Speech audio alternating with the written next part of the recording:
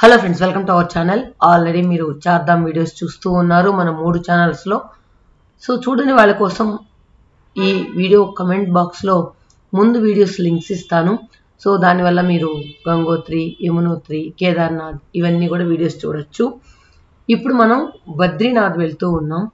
బద్రీనాథ్ మనం బస్ దిగిన దగ్గర నుంచి దాదాపు 1 కిలోమీటర్ పైనే ఉండొచ్చంట. ఆ కిలోమీటర్ మనం నడిచి లోపలికి వెళ్ళాలి. వెళ్ళేటప్పుడు నేను ముందు వీడియోస్లో కూడా చెప్పడం జరిగింది, ఇది మనకు చాలా హైట్లో ఉంటుంది అనమాట. కొన్ని వేల అడుగుల హైట్లో ఉంటుంది ఇది. అందువల్ల ఏంటంటే ఇక్కడ నడిచేటప్పుడు మనం చిన్నగా నడిస్తే పర్లేదు, కానీ కొంచెం ఫాస్ట్గా నడిస్తే ఆయాసం వస్తుంది. అందువల్ల ఇక్కడ నడిచేటప్పుడు చిన్నగా నిదానంగా నడవండి, అప్పుడైతే ఏ హెల్త్ ప్రాబ్లం ఉండదు. ఇక్కడ మనం నది ఒడ్డున బద్రీనాథ్ని చూడొచ్చు. ఇక్కడ అల్కనందన నది ప్రవహిస్తూ ఉంటుంది. ఆ అల్కనందన కూడా పరవళ్ళు దొక్కుతూ ప్రవహిస్తూ ఉంది. ఆ శబ్దాన్ని జస్ట్ ఒక చిన్న క్లిప్ యాడ్ చేశాను. ఆ శబ్దం ఎలా ఉందో చూడండి.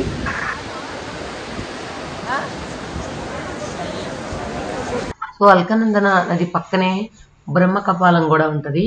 సో మేము అది మిస్ అయ్యాను చూడడానికి. ఆ బ్రహ్మకపాలం దగ్గర అందరూ పిండాలు పెట్టుకునే వాళ్ళందరూ కూడా అక్కడ పెడుతూ ఉంటారు. కానీ ఈ రోజైతే క్యూ చాలా దూరం ఉంది. 3-4 కిలోమీటర్స్ క్యూ ఉందని చెప్పారు. సో ఎలా వెళ్ళాలో ఏంటో అర్థం కాలేదు. 9:30కి అంతా ఆ టెంపుల్ మూసేస్తారని చెప్పారు. సో మొత్తానికి మా వాళ్ళు 25 మంది అలా లైన్లో వెళ్ళిపోయారు. కొంతమంది ముందు, కొంతమంది వెనకాల అలా అయిపోయారు. సో అందరికీ రూమ్ అడ్రస్ తెలుసు కాబట్టి రూమ్ దగ్గర వచ్చిమని చెప్పాను. సో నైట్ వెలుగుల్లో అల్కనందన పరవళ్ళు దొక్కుతూ ప్రవహించే ఆ శబ్దం, తర్వాత బద్రీనాథ్లో ఆ నామాలు ఇవన్నీ కూడా మంత్రాలు చెప్తూ ఉంటే నిజంగా ఒళ్ళు పులకరిస్తుంది. మొత్తానికి లైన్లో ఎలాగోలా వెళ్ళి సో అమ్మని దర్శనం చేయించాలని సో అమ్మని తీసుకెళ్ళాను. సో అక్కడ ఏంటంటే చాలా రష్, చూడండి ఎలా ఉందో. సో అమ్మని ఊరికే అలా అంటే పడిపోతూ ఉందమ్మ. అందువల్ల అమ్మని చుట్టూ చేతులు పట్టుకొని సో అమ్మకి ఎవరు తగలకుండా తీసుకెళ్ళాలన్నమాట. తోసేస్తూ ఉన్నారు. బాగా వీక్ అయిపోయారమ్మ. అందువల్ల నేను బయట కూర్చోంటానులే, నా వల్ల కాదు అనింది. లేదమ్మా, ఇంత దూరం వచ్చాక కదా రా అని చెప్పి తీసుకెళ్ళానమాట. ఏంటంటే మామూలుగా నడుస్తారు కానీ జనాల్లో తోసులాట్లో ఏంటంటే కొంచెం కష్టంగా ఉంది. సో మొత్తానికి మా వాళ్ళందరికంటే ముందు అమ్మని దర్శనం చేయించుకొని కిందకి తీసుకొచ్చానమాట. అదేవిధంగా సాయంకాలం హారతి ఇస్తారంట అక్కడ. సో హారతికి ఉండే ఓపిక కూడా లేదు, చాలా ఎక్కువగా ఉంది. అందువల్ల బయట నుంచి మీకోసం కొద్దిగా వీడియో షూట్ చేసేసి అమ్మ నేను చిన్నగా బయలుదేరాం. సో నడిచేటప్పుడు కూడా చాలా కష్టంగా ఉంటుంది అనమాట. ఎక్కువ బ్రీతింగ్ కష్టంగా ఉంటుంది. అందువల్ల చిన్నగా నడుచుకుంటూ రూమ్ దగ్గర వచ్చేసాం. ఇక్కడ మనం బయట లుక్ ఈ విధంగా ఉంటుంది చూడండి, బద్రీనాథ్ టెంపుల్. సో ముందు కూడా కొంచెం ప్లేస్ ఉంటుంది హారతి అది ఇచ్చేదానికి. సో మొత్తానికి పెయింటింగ్లు, కలర్ఫుల్ పెయింటింగ్తో కలకల్లాడిపోతూ ఉంటుంది బద్రీనాథ్ టెంపుల్. అది ఎగ్జాక్ట్గా అల్కనందా నది ఒడ్డునే ఉంటుంది అనమాట. అంటే మనం పైనుంచి చూస్తే మనం ఆ రివర్ని చూడొచ్చు. స్నానం చేసే వాళ్ళు దాన్ని స్నానం చేసేసి టెంపుల్కి వెళ్తారు. అదేవిధంగా ఇక్కడ కూడా ఉష్ణకుండ ఉంది.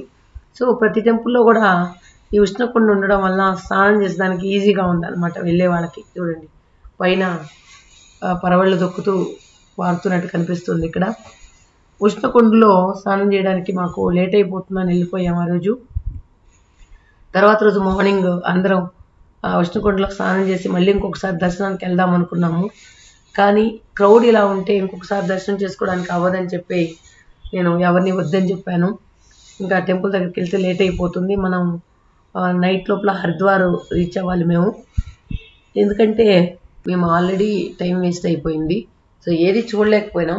అట్లీస్ట్ హరిద్వార్, రిషికేశ్ అలా చూద్దాం, ఎలాగో కురుక్షేత్ర కూడా తప్పిపోయింది అని అనుకొని తొందరగా బయలుదేరేసాం. ఈ బ్రహ్మకపాలం అని చెప్పాను కదా, ఎక్కడ ఉంటుంది అనమాట. సో అది నైట్ క్లోజ్ చేసేస్తున్నారు. కానీ బ్రహ్మకపాలం ఎవరైనా వెళ్ళారా, వెళ్తే దాన్ని తాకినప్పుడు ఆ బ్రహ్మకపాలం మెత్తగా ఉంటుందంట. అంటే రాయి మెత్తగా ఉంటుందని విన్నా. అది ఎంతవరకు నిజం చూద్దాం అనుకున్నా కానీ చూడలేకపోయాను. మీలో ఎవరైనా బ్రహ్మకపాలం వెళ్ళి తాకి ఉంటే అది నిజమేనా, రాయి మెత్తగా ఉండడం కరెక్టా కాదా అనేది నాకు కమెంట్స్లో చెప్పండి. వెళ్ళి ఉంటారు కదా మన వాళ్ళలో చాలామంది. చూడండి ఎంత పరవళ్ళు దొక్కుతూ ఉందో. కానీ అల్కనందన నది నీళ్లు కూడా ఏంటంటే స్వచ్ఛంగా లేవు. గంగా నది నీళ్ళు అయితే చాలా క్రిస్టల్ క్లియర్గా ఉన్నాయి.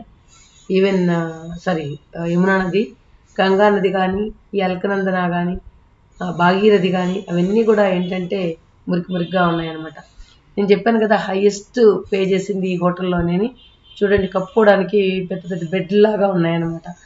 అవి కప్పుకుంటే ఫస్ట్ జిల్లుగా ఉన్నాయి, తర్వాత కొద్దిగా వేడి వచ్చింది. ఇదే హోటల్ అనమాట. సో ఆ నైట్ 11 o'clock అందరు రీచ్ అయ్యాం. ఎర్లీ మార్నింగ్ 5:30 కల్లా ఖాళీ చేసేసాం. సో దానికి 20,000 పే చేసాం అనమాట. ఈ హోటల్ కూడా దొరకదేమో, చల్లు మళ్ళీ ఇబ్బంది పడాల్సి వస్తుంది, మళ్ళీ అందరికీ ఒక చోటు దొరకకపోతే కష్టం అని చెప్పి టకటక బుక్ చేశాను. కానీ ఓకే, బాగానే నిద్రపోయాం. సో హాట్ వాటర్ ఉండింది, అందరూ పొద్దున్నే స్నానాలు చేసేదానికి ఈజీగా ఉంటుందని చెప్పేసి హాట్ వాటర్ ఉండే రూమే తీసుకున్నాను. ఎక్కువ ఇక్కడ ఏంటంటే గీజర్స్ ఉండవు అనమాట. అదేమన్నా అడిగితే ఆ ఉష్ణకుండలో పోయి స్నానం చేయండి అంటారు. ఉష్ణకుండలో పోయి సబ్బే స్నానం చేసేదానికి అవుతుందా, అలా చెప్తారనమాట వాళ్ళు. తర్వాత పొద్దున్నే వస్తే మనకు ఎండ ఈ విధంగా ఉందన్నమాట. సో కొండలు, మంచు కొండలు, బంగారు కొండలు, వెండి కొండల్లా మెరిసిపోతూ ఉన్నాయి. చూడండి ఎంత బాగా మెరిసిపోతూ ఉన్నాయి. కాకపోతే ఎండ తీవ్రంగా వచ్చినట్టు ఉంటుందే కానీ చలి మాత్రం చాలా ఉంటుంది అనమాట. సో బద్రీనాథ్ బస్ స్టాప్ ఇది అనమాట. మన బస్సు ఇక్కడ ఆగుంది. సో ఇక లగేజ్ కూడా మేము నైట్ ఏమీ తీసుకురాలేదు, బస్సులోనే ఉంచేసాం. ఓపిక లేదు అన్నీ తీసుకొచ్చి మళ్ళీ వంట చేసుకునే ఓపిక లేక అలాగే ఉంచేసాం. సో వచ్చి దర్శనం చేసుకొని నిద్రపోయేసి మార్నింగ్ ఫ్రెష్ అయ్యేసి తర్వాత మేము ఇప్పుడు మా జర్నీ వచ్చి హరిద్వార్ వైపు సాగుతూ ఉందన్నమాట. ఇక హరిద్వార్, ఋషికేశ్ 2 days మాత్రమే మాకు టైం ఉంది. ఈ 2 daysలో ఒకరోజు హరిద్వార్, ఒకరోజు ఋషికేశ్ మనం చూడాలనుకుంటే నేను చెప్పాను కదా నీలకంఠ మహాదేవ్ని చూద్దామని. సో నీలకంఠ మహాదేవ్ మన ఋషికేశ్ నుంచి 40 kilometers దూరంలో ఉంది. అది కూడా కొండపైన ఉందన్నమాట. సో వీలవుతుందో లేదో చూడాలి. ఇక్కడ ఈ 4 ధాముల్ని విజిట్ చేసిన తర్వాత అమ్మయ్య హ్యాపీగా దర్శనం చేసుకుని వచ్చేసాం అనిపించింది అనమాట. మెయిన్ కేదార్నాథ్ కొంచెం కష్టం అనిపిస్తుంది, మిగతా అన్నీ కూడా ఈజీనే అనిపించింది. ఈ క్యూ లైన్లు ఎక్కువ లేకపోతే అంత అలసిపోవు.